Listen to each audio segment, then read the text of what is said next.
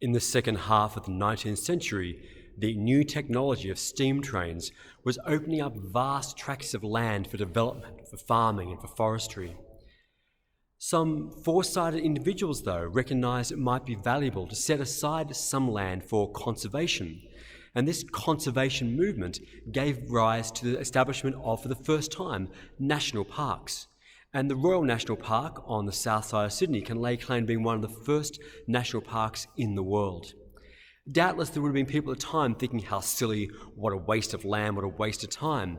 But for any of us who now have had the opportunity to walk through the Royal National Park, through Kakadu, through the Warrumbungles, through the Blue Mountains, through the Daintree, or even here, locally close to us, Lane Cove National Park, might recognise the wisdom of having such foresight. A century later, a new movement arose, that of the environmental movement, largely in response to the recognition that industry was doing damage to the environment.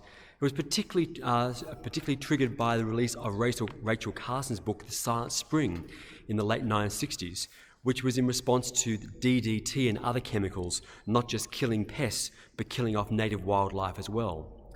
And that environmental movement has grown and grown, to the point where now we can say we're at a new stage. And in this, the 21st century, we might say that rather than being the conservation movement or the environmental movement, we now have an ecological movement. And this ecological movement is one that we as Catholics should be particularly interested in. Well, why? Why should we as Catholics be particularly interested? It is because the Pope has asked us to have an ecological conversion. Which Pope? You'd probably recognise these as the words of Pope Francis, but in fact it was Pope John Paul II, as far back as 2001, who called for an ecological conversion that we might help forestall what he called the catastrophe which awaits us if we don't. And so this idea of ecological conversion, of us having a change of heart, a moral, spiritual change in which we have a broader recognition of the entire ecology, is actually now central to our Catholic teaching.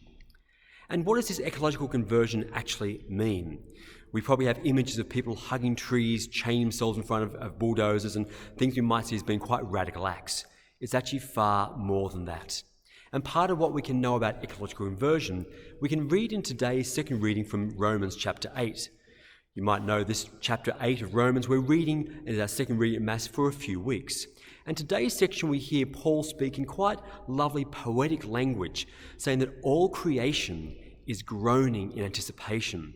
And 3 times he speaks about creation as something which God's Spirit is suffusing and bringing about its purpose in.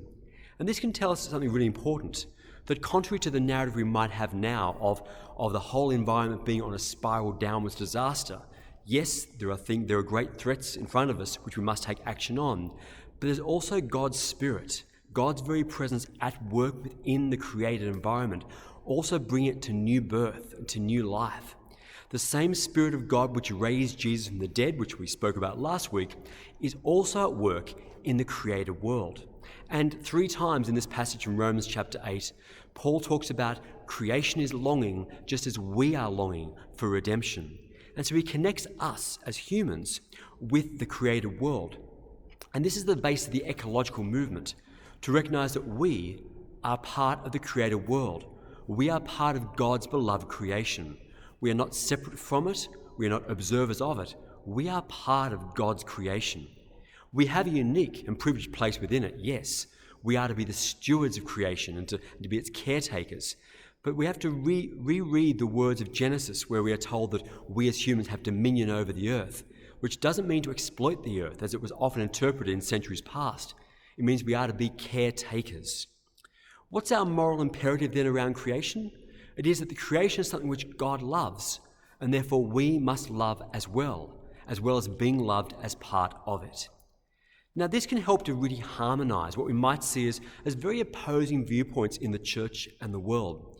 We might often see the environmental ecological concerns as being a cause of the left of the political side.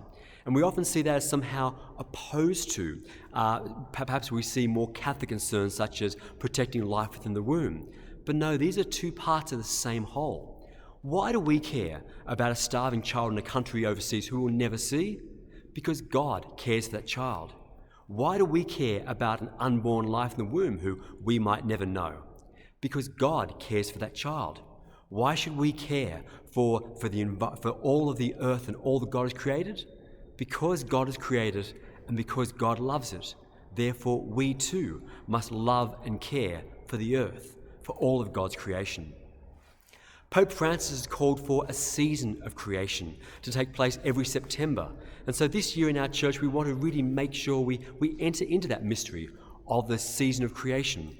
One thing we will be doing is inviting you to join us in reading groups, reading Pope Francis's encyclical Laudato Si, where he spells out in wonderful depth the idea of an ecological conversion, of an integral ecology of all creation, which ties together so many elements of Catholic spirituality, theology, and morality all into a wonderful, consistent whole. So in the weeks ahead, please look out as we invite you to come and join us in reading this book. Come join us. We can really unpack it together. There will be groups online and in person, because we can read these great teachings on our own, of course, but they're even richer when we read them together. Beyond this, Pope Francis is also laying out a 7-year program for the teaching of the Church. So you'll be hearing more and more about ecology, ecological conversion, and the season of creation. Notice too, we're using the language of creation, not just nature, not just environment, which are perhaps more secular terms, but creation automatically relates to God the Creator. It's an innately Catholic, Christian view of the world to speak of creation. So let us look upon the world with the same eyes that God looks upon his creation, to love it, to be part of it, and to care for it together.